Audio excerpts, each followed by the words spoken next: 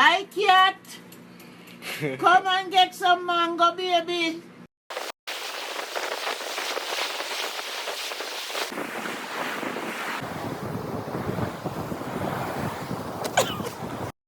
One, two, 1, 2, 3.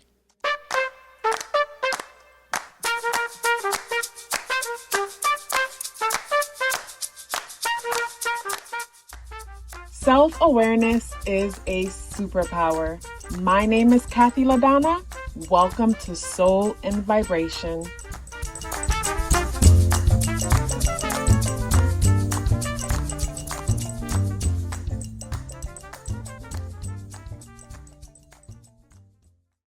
I hope the free thinkers are doing well. And if you're not doing well, I'm happy to remind you that you are the most powerful person that you know. You are the most powerful person that you know because only you can create your reality. So this is a full moon video, and in this full moon video, I will share with you 5 things that stood out to me that I would like to bring to your attention.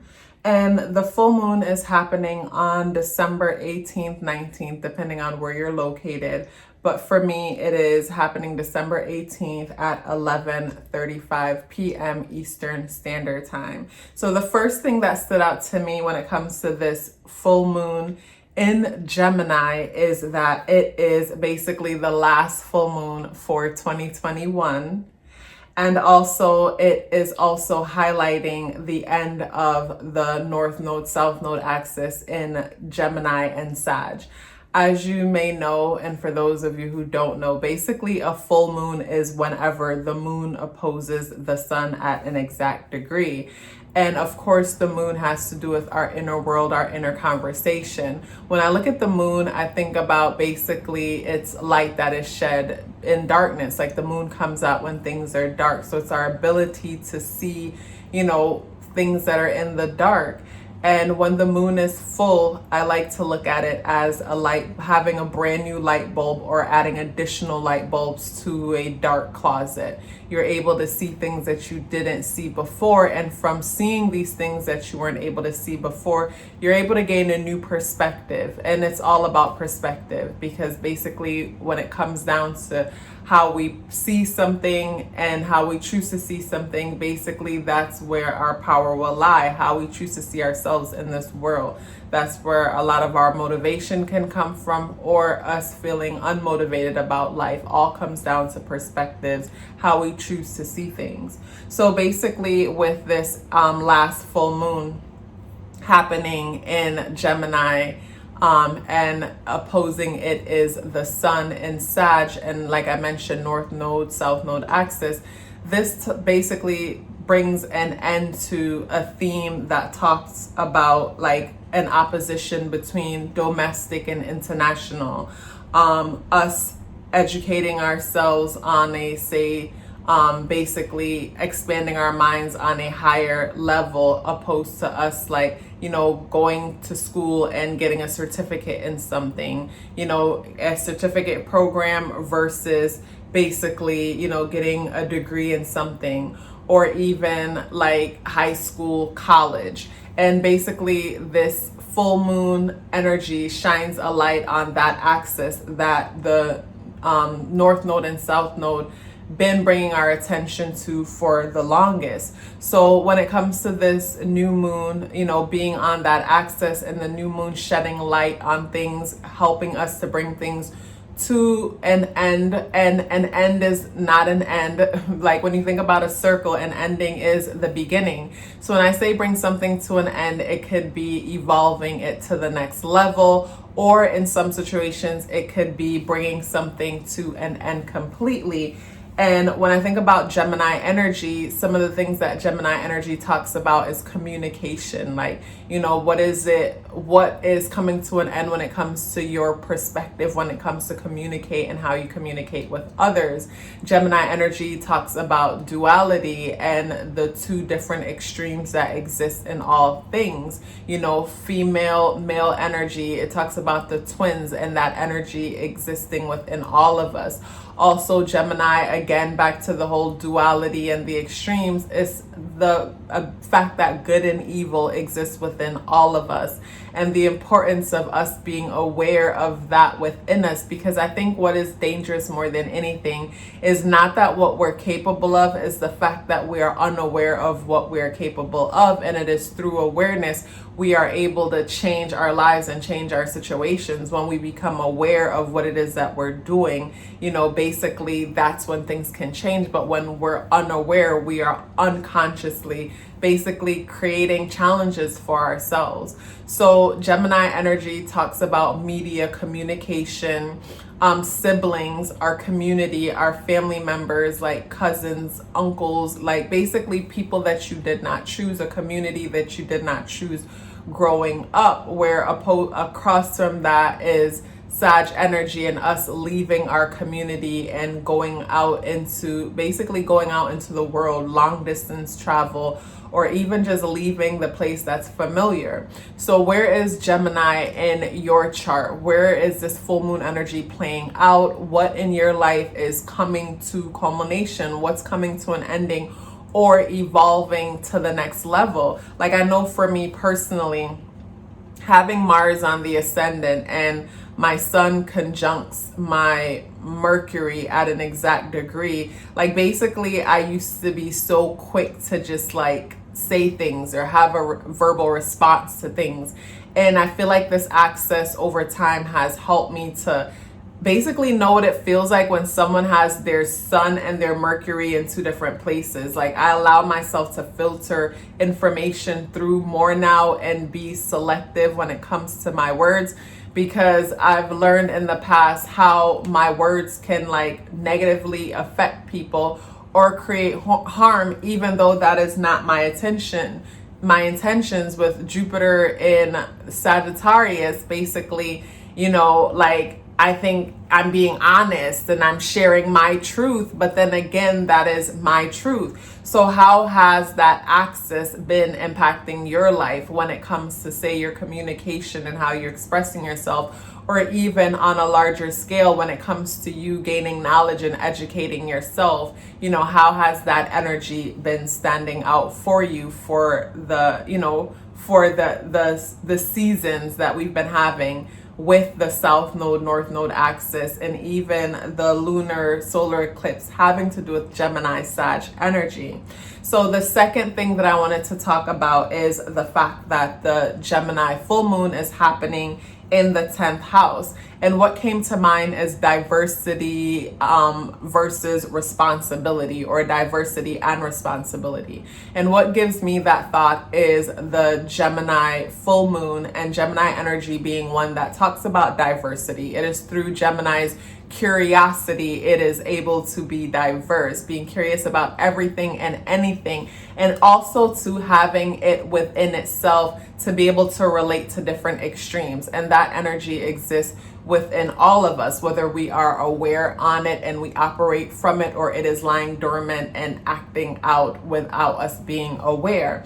But the duality exists within all of us, and the diversity and responsibility part. So the responsibility takes me to the 10th house, and 10th house energy having to do with Saturn energy and us being responsible and having a legacy and being known for something. And then Gemini energy being so curious about everything, anything, and nothing.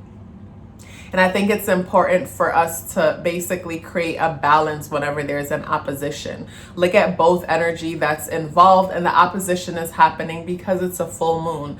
The opposition is happening because our sun is in Sag energy and the moon is in Gemini. So it's a push and pull, a back and forth between what is public and what is private. Private meaning the 4th house, public, the 10th house. What is domestic, and what is, what's happening in our home and what's happening in the world. So domestic, international, public, private, so all of that is coming to our attention. And when I say diversity and responsibility, basically we create balance with this opposition energy by using our curious mind to, be aware of all the things that we're curious about, all the things that excites us, because with the full moon and Gemini energy, it's bringing our attention to the fact that, you know, there is such thing as having too much cooks in the kitchen. Like basically having too much cooks in the kitchen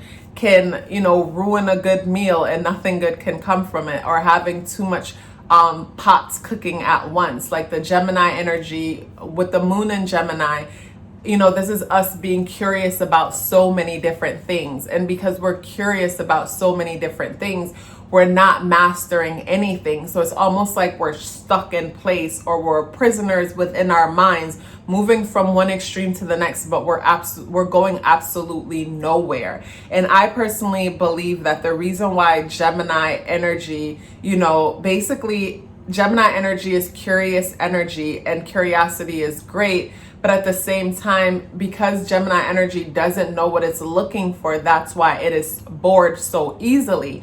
Where, say, for example, the Gemini energy knew what it was looking for, had a clear visual of what it was looking for. And when it found that thing, it allowed its curiosity to get more deeper into that thing and having a better knowledge and understanding about that thing, becoming an expert in that thing. You know what I'm saying? When it comes to the diversity and responsibility, this is where we think of all the things that we're interested in and focus on that one thing and basically expand our mind on it. This is where the Sagittarius energy comes in, that Jupiter magnifying glass, where we magnify a thing and become an expert in that thing, or become someone who has good understanding of it, opposed to just being curious of it, knowing something about it and not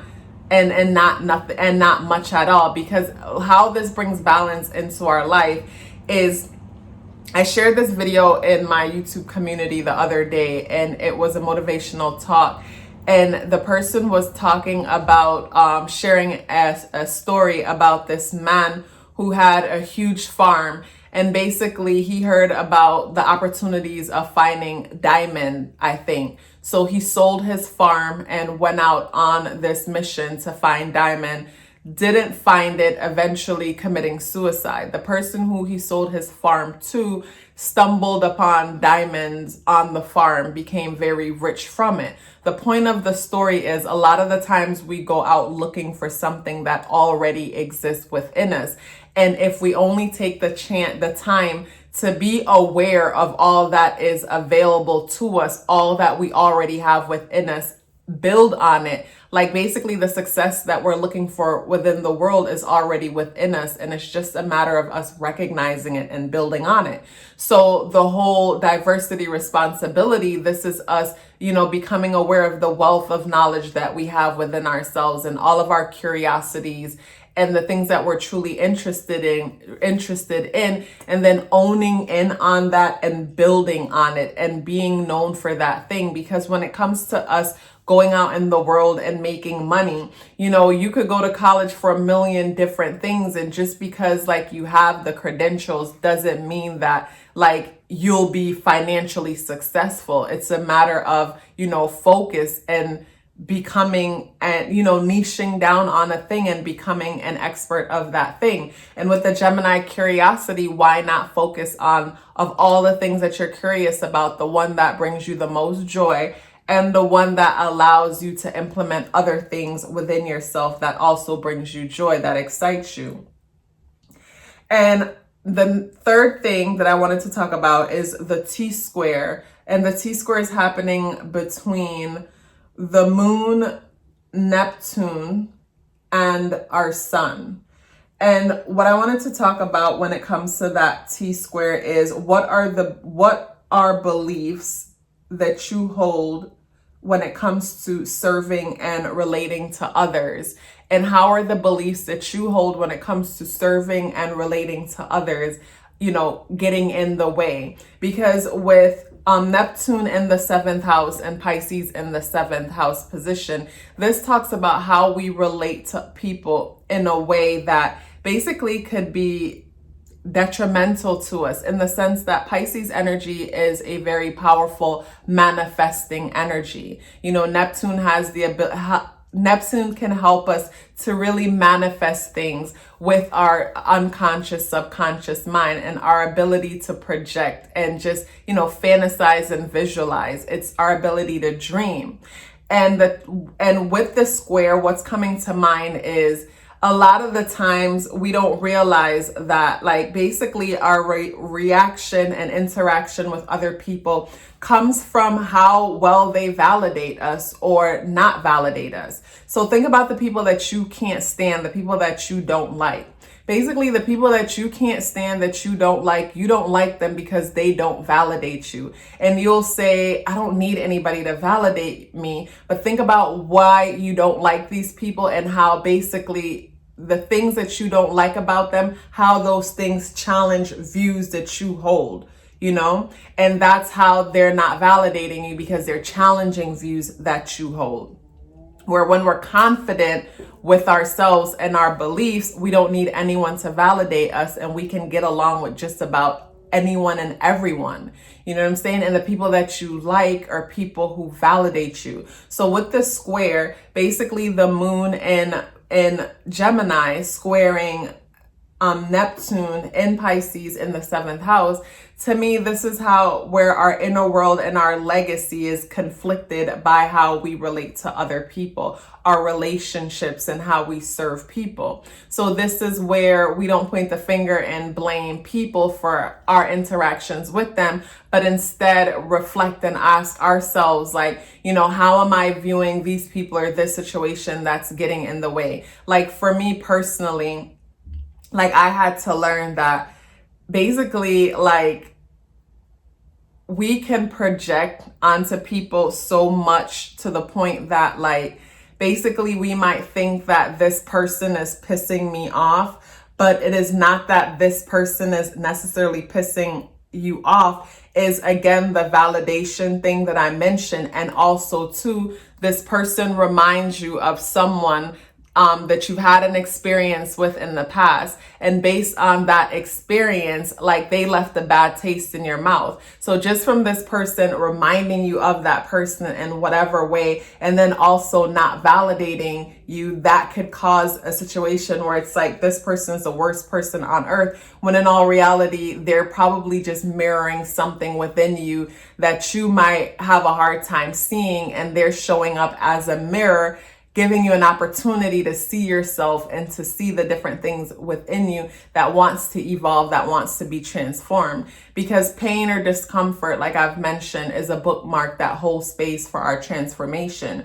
So with the moon and the sun squaring Neptune, to me, this is our identity and our inner conversations being challenged by the way how we are relating and serving others. So this is important for us to be clear about, like, basically how we're seeing other people. And a good way that I can tell, like, whenever something is a projection, opposed to, like, if this is your real experience, this is a natural, you're perceiving the person naturally, opposed to projecting, is the extremeness of the emotion. Whenever we are interacting with each other and the emotions are extreme, whether they're extremely positive or extremely negative, that's a clear indicator that you are projecting. Whenever you have really strong feelings about someone and you don't know them, that's a clear indication of projection. I'm not talking about intuition, where you have an intuitive knowing. And yes, intuition sometimes can show us things in a person that we can't see with our eyes. And based on our past pain or trauma, we project onto what we're seeing intuitively and make it worse than it actually is. An example that I'll give is, say, for example, you can see you met someone and you just get a vibe that, like, this person is not trustworthy.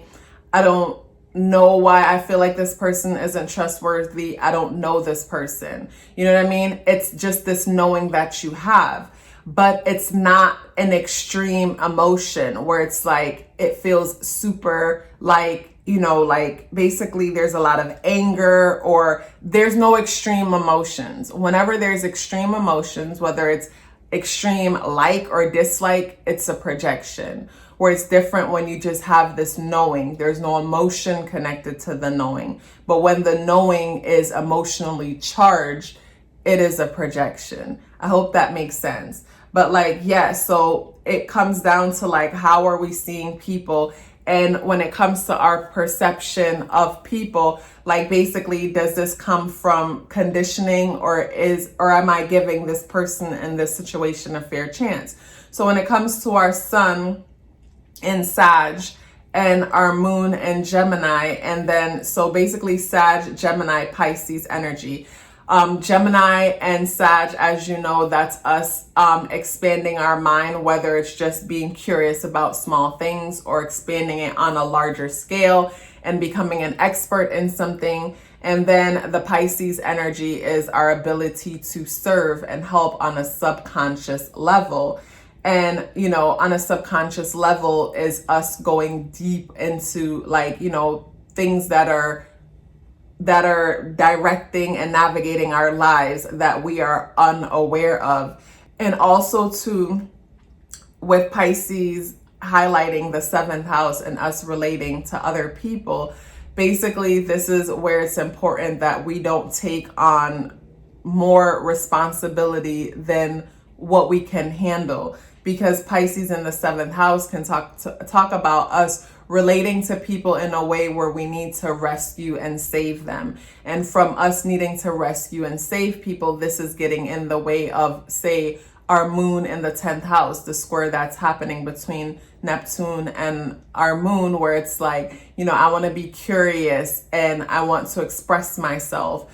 But I need to help these people. So this is where it's important for us to be clear about how we relate and respond to people, set proper boundaries, and also don't take on any responsibility or don't take on more responsibility than you can handle or that you need to.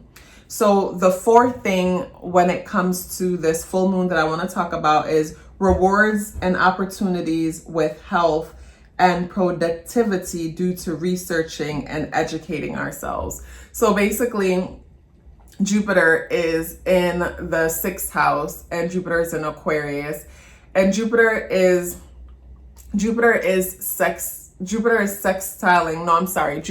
trining the moon. So Jupiter trining the moon, it talks about basically this is a favorable aspect when it comes to us in our inner world and us basically moving on a day-to-day basis. With Aquarius in the 6th house, it talks about us approaching things in an unorthodox way, approaching things in a way that gives us ultimate freedom with our time.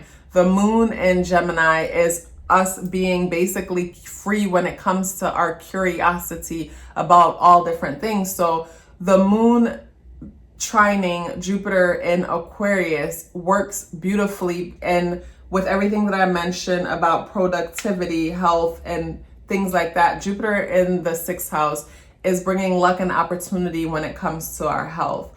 And with the moon in Gemini in the 10th house, our inner conversations are one that are flexible, curious, and from our curiosity, this is where we're able to stumble onto things that help us.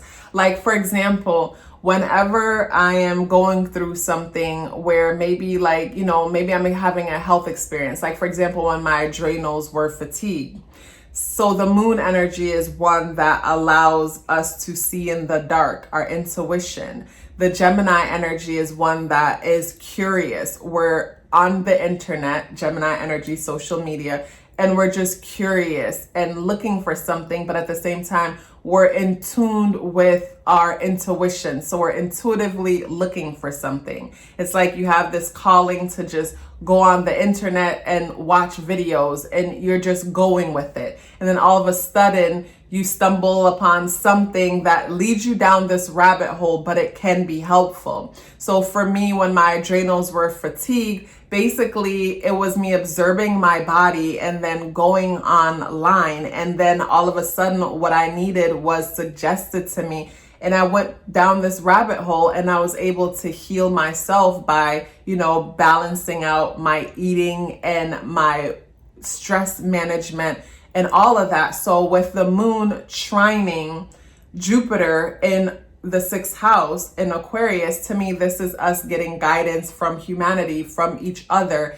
and just from our curiosity and intuition. We are able to stumble across information that can change and empower our lives. Same thing with the sun in fourth house in Sagittarius. This is us at home in the comfort of our homes and expanding our minds and educating ourselves. And based on us expanding our minds and educating ourselves, we are able to know what is best for our bodies, what is best for our health. This can encourage us to make certain changes when it comes to our diets and our daily routine, work regimens, and things like that. Also, what's coming to mind just looking at that axis is basically us, realizing that, like, even though the pandemic was an unfortunate situation and a lot of people suffered and had negative experiences, a lot of other people also had very positive experiences where them working from home, and I know this isn't for everyone, but a lot of people realize that working from home really worked for them. And from working from home and not having to commute and just creating their own work environment, they were able to, have better, have a better health routine, better mental health practices, because they were in control of their environments. And I feel like those are some of the things that the full moon is highlighting. So with Jupiter sextiling the sun and trining the moon, it's showing us how basically our ability to expand our mind and learn different things is adding benefits to our health regimen and our, everyday routine, probably giving us more freedom, because Jupiter in Aquarius is highlighting the importance of freedom and approaching day-to-day life and routines on our own terms. So those are some things that the full moon is highlighting for us. And the fifth thing and the last thing that I wanted to talk about was basically a question to you. Like, when it comes to this full moon bringing a close to Gemini Sag energy, how we communicate, how we expand our minds and gain knowledge and things like that. When it comes to communication, like, is there anything that you would like to change, or not even change, but anything you want to add more of or release when it comes to your communication? That could be you speaking or even receiving. Like, would it be beneficial for you to be a better listener, an empathetic listener? Would it be beneficial for you to speak up more? Are you not speaking up as much as you can? Are you allowing others to speak for you or to assume what it is that you need? Also, too, when it comes to relationships, because of that T-square that I mentioned, like, how are your relationships with others, and what are things that you can do to basically have better relationships? And hands down, the one thing that we can do to have better relationships with others is having a better relationship with ourselves and clear understanding of what it is that we need. Because I find personally, when I can stand in my truth and be confident and comfortable expressing my desires without fear of judgment, knowing that other people's opinions are just their opinion and a reflection of them and has absolutely nothing to do with me. Like, once I am able to really own that, know that, basically it helps me to assert myself confidently, and knowing that, of course, I'm empathetic in the process. So it is not my intentions to hurt anyone's feelings, but it is very important for me to speak up for myself and express my needs and set healthy boundaries that works for me. Like, basically it helps me to be able to, have better interactions and relationships with others, because number one, like, I'm able to see myself in them and understand that nothing is personal, but at the same time, I'm able to speak my truth and assert myself, assert my desires, my boundaries, and all of that, and also be respectful of that when it comes to other people. So how are you able to add more value to your life when it comes to this full moon energy? So it's bringing something to an end, to a close when it comes to your community. Like maybe things are changing, you're moving out of your community. You know, maybe there's a new realization when it comes to your relationship with your siblings, your family members, maybe social media, something is shifting in a major way for you when it comes to social media. Or maybe you finally decided that you don't need to go back to college when it comes to this thing that you want to do, because basically you have all the tools that you need in order to have the best experience that you want to have. I'll give you an example. So I remember at one point I wanted to be a psychologist. I wanted to go back to school and get my doctorates in psychology because I just love psychology. And I remember when I moved to California and I was living in the Bay Area, I went and saw a life coach who's also a licensed psychologist and therapist, but she operates as a coach. And I told her my goals and how I had planned to go to school and become a psychologist and use numerology and astrology as a tool to understand people's internal programming and use it as a compass to guide them for peace and clarity and all this good stuff. And she looked at me and told me that though it's a good idea, basically the science of psychology is not going to support, you know, what it is that I'm trying to do. And I don't remember our whole conversation, but after our conversation, I realized that that wasn't the right approach for me, because to a certain extent, like in psychology, like a big part of it has to do with diagnosing, and I didn't want to get that in depth into it, in the sense like I'm a deep person and I like to dive deep. But when it comes to working with people, like I wanted to work with basically people like you guys that are watching this video, you know, with my North Node in Gemini on the 10th house. Like I'm curious about everything and anything. And even though I like to get deep, I didn't want to dive deep into the mental illnesses and things that have to do with psychology. I guess I wanted to do more motivating. You know what I'm saying? So instead I became a life coach, and I was able to, you know, do exactly what I wanted to do as a psychologist, as a life coach, meaning that I get to use astrology and numerology to help people to understand their internal programming, help people to recognize their blocks and strengths, and achieve whatever it is that they're trying to achieve, because it's all in the charts, and live life according to their own terms, the same way how the numerology and astrology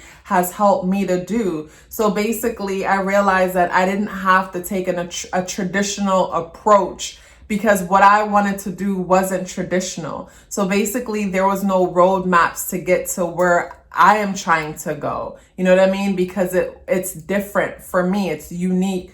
It's unique for me, you know? So basically, I needed my own approach. So same thing with you. You might be looking around for a cookie cutter way of getting to where you're going, when in all reality, basically it's unique to you and unique to most people, so they can't give you guidance.